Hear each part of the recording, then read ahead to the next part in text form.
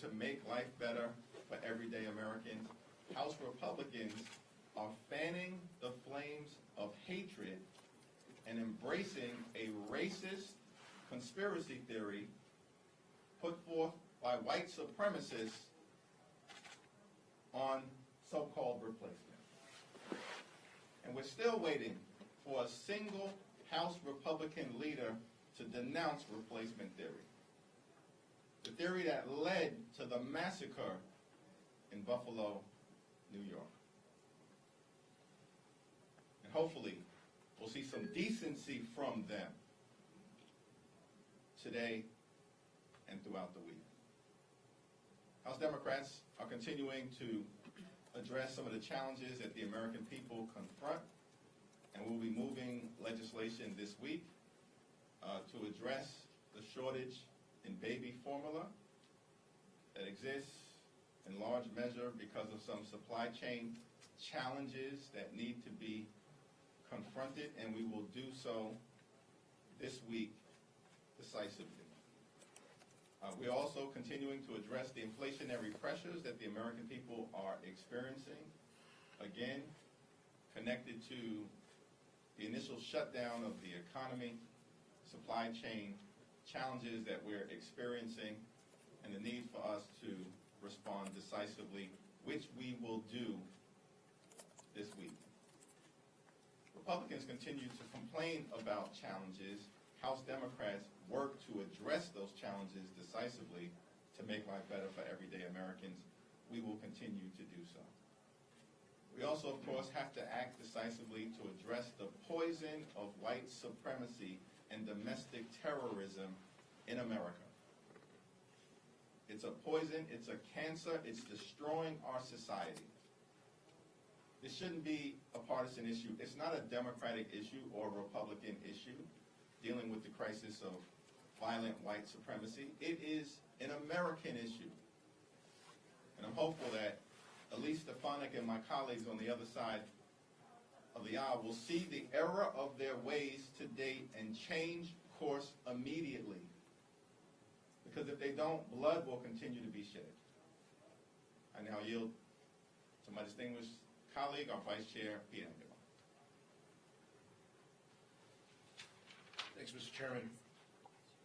House Democrats met this morning, and I was pleased to join the three colleagues behind me. We're unified in our grief this week as we mourn the lives lost in Buffalo, New York. We now know that the shooter was motivated by a disgusting and debunked conspiracy theory known as the Great Replacement. The Republican conference chair is running ads pushing this theory. One of them read, "Their plan is to grant amnesty to 11 million illegal immigrants to overthrow our current electorate and create a permanent liberal majority in Washington." Not only is this kind of rhetoric false, but it's beneath the dignity of our offices, and it'll result in getting people killed. But this broken ideology is animating today's Republican Party.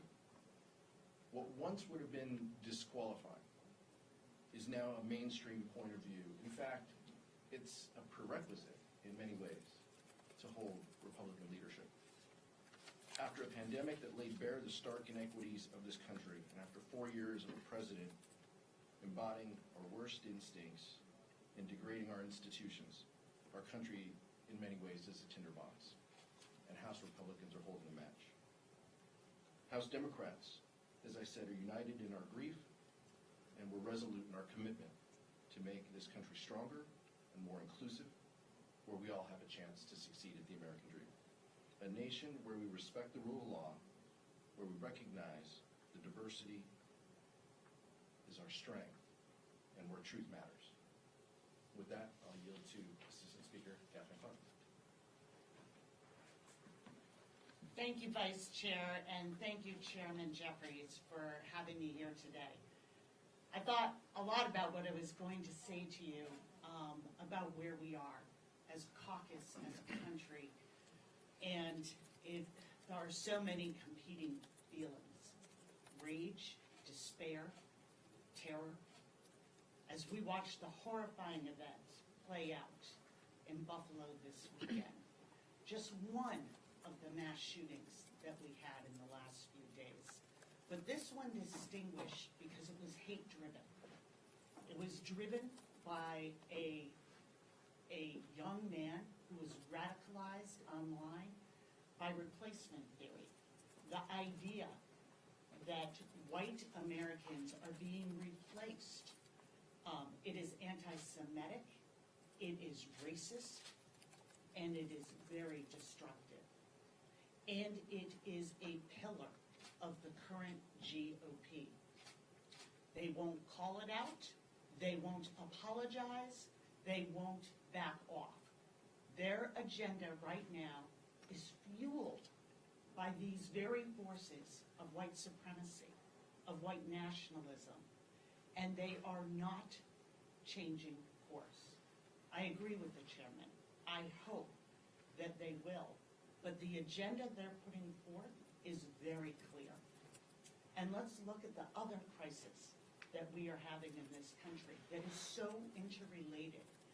At this time, where American families are struggling with high costs, are struggling to see their place in our economy, the answer from the GOP is a ban on abortions. Not only overturning Roe, but looking and encouraging states, and if they were to win the majority, a federal ban on all abortions. I just came from a hearing with the Secretary of Labor, and we were talking about women in this economy and all the factors that hold back women. The pay gap, the fact that we do not support child care as a public good in this country, that we are the only wealthy nation to not have a national paid leave policy, that we continue to cut healthcare opportunities for communities of color in rural communities across this country, and that we lead the way in maternal deaths, and we are well below our peers in infant mortality. All of these issues impact all women, but dramatically and disproportionately impact Black, brown, indigenous, and rural women. These are the exact women who seek abortion care, low-income moms. That is who seeks most care in this country. And we cannot disentangle this quest for government-mandated pregnancies from the economic outcomes for our country and for families. So while Democrats will continue to pursue economic equality for everyone in this country, what we are seeing from the GOP is that just as the Vice Chair put it, it has become a prerequisite that you follow the tenets of white supremacy, mix it in with the lies around election security, mix it in with painting immigrants as evil and taking your jobs and increasing crime in your streets. Where we are headed under a GOP vision is a country in grave trouble, a country where a democracy cannot survive, where people cannot see themselves in our economy. And we as a caucus are committed every day to fighting a different fight, making sure those kitchen table issues are the priority issues, that people have the chance to move up, to be recognized, to have a fighting chance. And that includes making investments in them, from making sure that we're doing everything we can to reduce the high costs for families, to making sure that we are working with equality and making sure that we are driving back white supremacy and political violence in this country. The contrast couldn't be greater, and the commitment is redoubled from our caucus so that we can make sure that everyone in this country takes those ideals of liberty and justice for all and that they become a reality. I will now turn it over to someone who's working every day to ensure that we keep the majority, our DCCC Chair, Sean Maloney. Well, I really want to those really powerful words. It's hard to improve on that. Or my other colleagues and I agree with everything they've said. Let me just therefore summarize it for you. What you're seeing is a real choice for me. The priority of Republicans is to ban abortion in all 50 states. Democrats are going to protect Roe v. Wade. The priority of Republicans is to exploit racial tension, to use replacement theory to win power. The priority of Republicans is to slow down aid to the Ukrainians fighting the Russians. So many Republicans in the House and in the Senate have been standing in the way, while Democrats will stand firmly with the Ukrainians. These are their priorities because the Republican priority is to win power. And the Democratic priority is to give you a better country. And that's the difference. Thanks, Sean. Questions? This is for you and as well as the procedure. I want to talk about the new maps in New York. Congressman had some strong words about what the redrawing looks like, and the impact that it has on candidates who the part of minority groups wanted you to elaborate on that, and then Chair Maloney wanted to hear about, now you're going to be facing off against Congressman Mondale Jones, if you had told him about that, before these maps came out, and what your conversations have been since. The New York State Court of Appeals stuck us with a deeply flawed process, and that has resulted in a deeply flawed outcome in terms of the draft maps. In Brooklyn and Queens, you've got 4 districts with significant pluralities of either African Americans or Latinos. The district currently represented by Nydia Velasquez. The district currently represented by Yvette Clark. The district currently represented by Greg Meeks, and the district that I currently represent. In this proposed map, the black or Latino population was degraded in all 4 districts. Are you kidding me? That doesn't happen by accident. When you do a map like this and you complete it, you take a look. What was the percentage of black and Latino people in the current district, and what is the percentage now? And this out-of-town, unelected special master takes a look at that, sees the black population degraded in the 5th Congressional District, the black population degraded in the 8th Congressional District, the black population degraded in the 9th Congressional District, and the Latino population degraded in the 7th Congressional District, and says, I'm okay. That's not okay. And that resulted from a broken process handed to us by the Court of Appeals. They need to fix the mess that was created. In the aftermath of the 2020 election, the New York State voters elected a historic number of black members of Congress. We went from 4 to 7. The special master comes out with a map that puts 4 black members of Congress in the same district. 4. Doing the bidding of the undermining of the Congressional Black Caucus, which has been an objective of right-wing conservative activists. And then the special master looks at that outcome and says, that's okay? Shirley Chisholm was first elected in 1968. The district was created as a result of the 1965 Voting Rights Act. At the heart of the district was the Bedford-Stuyvesant community. By the way, a Bedford-Stuyvesant community where Jackie Robinson lived when he was playing for the Brooklyn Dodgers, that has given us iconic figures like Sean Carter and many others. The New York State Constitution says that the core of existing congressional districts should be protected. That's not the Hakeem Jeffries theory of redistricting. That's the New York State Constitution. The core of existing congressional districts should be protected. So this special master decides to take the Bedford-Stuyvesant community and shatter it into pieces.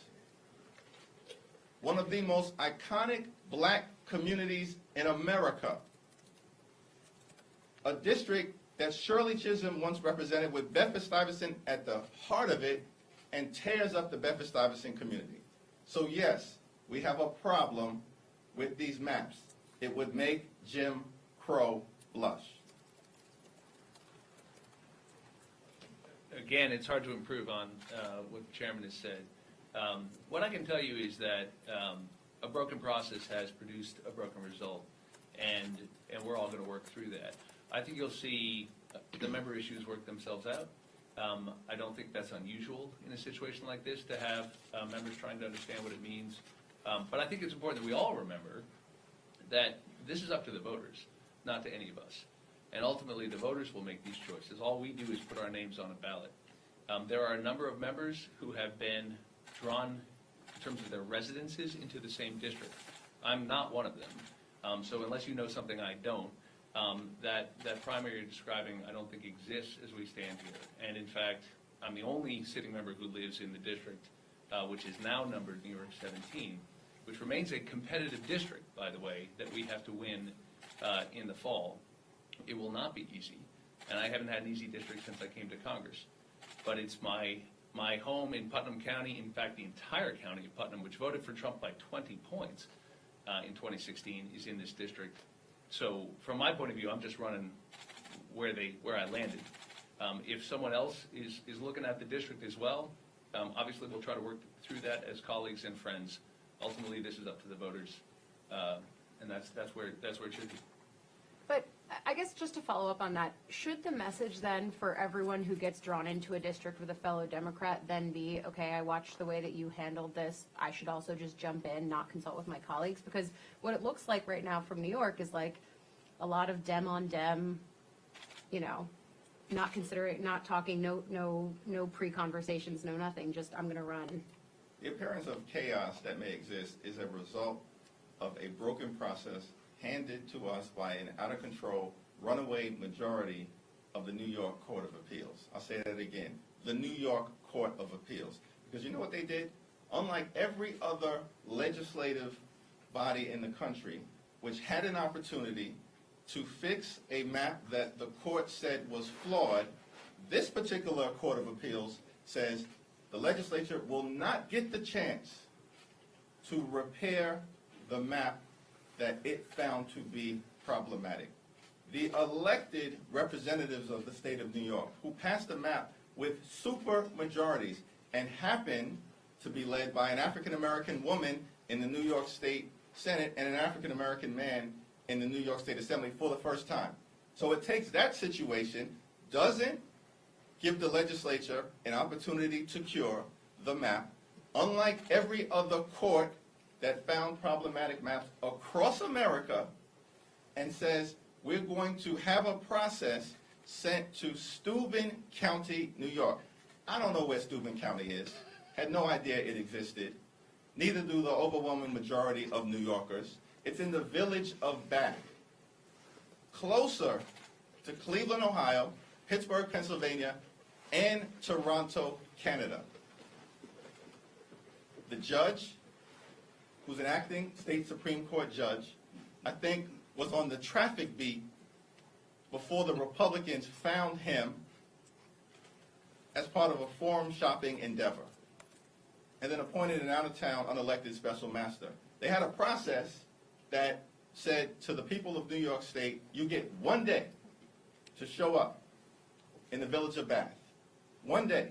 No virtual testimony will be received. Why? Because the judge claimed that the court didn't have the capacity to manage both live streaming that 1 day of testimony and receiving information from voters across the state of New York.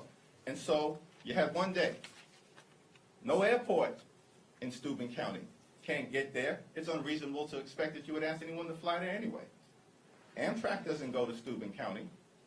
There's a single bus that leaves Port Authority at 1:30 a.m. in the morning that would have enabled people to get to Bath, New York, late for the hearing, and it takes 10 hours. That's incredible. So a broken process leads to a broken result. And that's what we have right now. The Court of Appeals needs to fix this mess. Mr. Chair, just switching to the Domestic Terrorism Prevention Act, have you spoken to your progressive colleagues who opposed it the last time, and are you confident you'll have a vote for it this week? And then secondly, we know President Biden is in Buffalo today, he's expected to call for more action from Congress. I know you guys have taken up background checks, but is there the will to get more done? There is the will to get more done. We're going to act decisively to address the problem of domestic terrorism and white supremacy in America. Let me yield to our Vice Chair and a distinguished member of the January 6th Committee. This is important to address. We need to support the American public. We need to lead on this issue. We need to make sure that they know that we can and should stamp out domestic violent extremism at every turn and every opportunity. And that might mean voting on issues that are of importance to our colleagues in the country. So we're gonna do that. I think what we plan to highlight is inaction on the other side of the chamber if we can't get something done. But that doesn't mean that we shouldn't try. The stakes are too high, and based on what we have all lived through this weekend, I think that demonstrates the need to move forward with legislation. Go back to this side. And on the domestic agenda, I mean, there's a bunch of bills up this week that Democrats have been talking for a while. You know, the gas price gouging, the infant formula. Why is it so important to do all that now? Well, as challenges arise, we continue to address them decisively, and our North Star will continue to be make life better for everyday Americans, lower costs for everyday Americans across the board, particularly in this inflationary environment, and elevate the American dream, which is that if you work hard, play by the rules, you should be able to provide a comfortable living for yourself, for your family, own a home, educate your children, and retire with grace and dignity. That's the American dream that Democrats in the House stand behind. So as we move these bills, it's all centered on improving the quality of life for everyday Americans. It's our hope that our Republican colleagues, who perhaps are too busy fanning the flames of hatred and xenophobia, will decide to join us on behalf of this country. Thanks, Chairman Jeffries. I kind of wanted to follow up on that. So Republicans are running on supply chain issues, inflation, some of these topics that they would say this Democratic majority under President Biden have caused. So they would say that they're not fanning the flames, that they're talking about some of these crises that they would blame you all for creating. How can you guys both run on this? It's not clear to me that Republicans are actually running on issues connected to the economy and supply chain challenges because they haven't offered a single solution. Where is the Republican plan to deal with inflation? Non-existent. Where is the Republican plan to deal with gas prices in a meaningful way? Non-existent. Where is the Republican plan to deal with the challenges that we are confronting with infant formula? It's non-existent. If they were serious about doing something about the challenges facing everyday Americans, they would actually have a vision, an idea, a plan. It's non-existent. But are you worried that voters are going to see this as the fault of Democrats and just vote the other way come midterms? No, I think we are going to continue to articulate a vision, get stuff done, make life better for everyday Americans, and then take our case to the American people in November. I'm confident in what the results will be. Heather? Hi. I want to ask you, this morning Republicans had their press conference as well. Elise Stefanik was asked about the ads and stuff that she said. This was an act of pure evil. The criminal should be prosecuted to the fullest extent of the law. It is not the time to politicize this tragedy. And I'm wondering what your response is to that. I mean, it's not a serious response from Elise Stefanik, but why would anyone expect a serious response? Because she's an unserious individual at this particular point in time, who has fanned the flames of hatred for her own political advantage. But history is going to condemn her behavior. I believe the voters of the state of New York will condemn her behavior, and she's got to live with the consequences of her rhetoric and her action. Wanted to ask a little bit on the gas price gouging bill. We saw that in rules yesterday. We saw it debated but didn't get passed. Now today it's apparently going to be marked up, but again doesn't look like it's going to pass. What's going on with this bill? What are the challenges right now, and what do you think is going to be changing in the markup today? Well, I'm confident that we will ultimately find the common ground necessary to get legislation that deals with increasing gas prices and increasing food prices and the price gouging that is clearly occurring as a result of out-of-control greed by some of the wealthiest corporations amongst us, and they should start acting patriotic in a crisis moment and actually be there for the American consumer, for the American people, as opposed to simply for their shareholders and those who have taken the overwhelming majority of the productivity gains of the American people over the last 4 decades and kept it for themselves. So we are going to find common ground amongst the caucus, as we always do. Time and time again, we've found a way to deliver legislation with a thin majority. Leadership is engaged with rules committee chairman McGovern, the committees of jurisdiction that are involved, having conversations with members, finding that common ground and building that consensus is what we need. These are important issues of the day, from the formula shortage to gas price manipulation. Those are things that the American public cares about, and we're trying to deliver solutions. Governing is not easy. We're finding consensus. We're working within the caucus, and we can't count on our on the other side to deliver any votes, nor should we. They weren't there for the American public with the American Rescue Plan. They haven't been there time and time again on issues of voting rights or fixing DACA. These are things that the American public wants solved and have the broad support of the public. And so we're going to continue to work our caucus, have those conversations, and build the consensus that's necessary in order to deliver for the American people. A quick follow-up though, what's the area that lacks consensus? Well, I don't want to get ahead of any of the conversations that are taking place within the caucus. We obviously had a caucus meeting today, but it was over under the umbrella of the chairman, Sean Patrick Maloney. Those conversations are taking place amongst all stakeholders within the caucus. We are going to find common ground, as Vice Chair Aguilar has indicated, because we always do for the people. Last question? But just to We'll follow, we'll take the last two. Yeah, go ahead. just to follow up on gas prices, are you confident some legislation will pass this week? Confident that we're going to move legislation this week to address price gouging in America and the inflationary pressures that everyday Americans are feeling. Switching to Iran, protests has erupted in many cities in Iran in the past 2 weeks. People are protesting spiked prices, internet is jammed, satellite TV is jammed. We received videos of security forces shooting at peaceful protesters. And there's a concern in Iran that if the Iranian regime is not held accountable, they would kill more peaceful protesters. What is your response to protests in Iran right now? I'm confident that the Biden administration and the free world will continue to find ways to hold Iran accountable for its behavior. Thank you. Thanks, everyone. Thank you.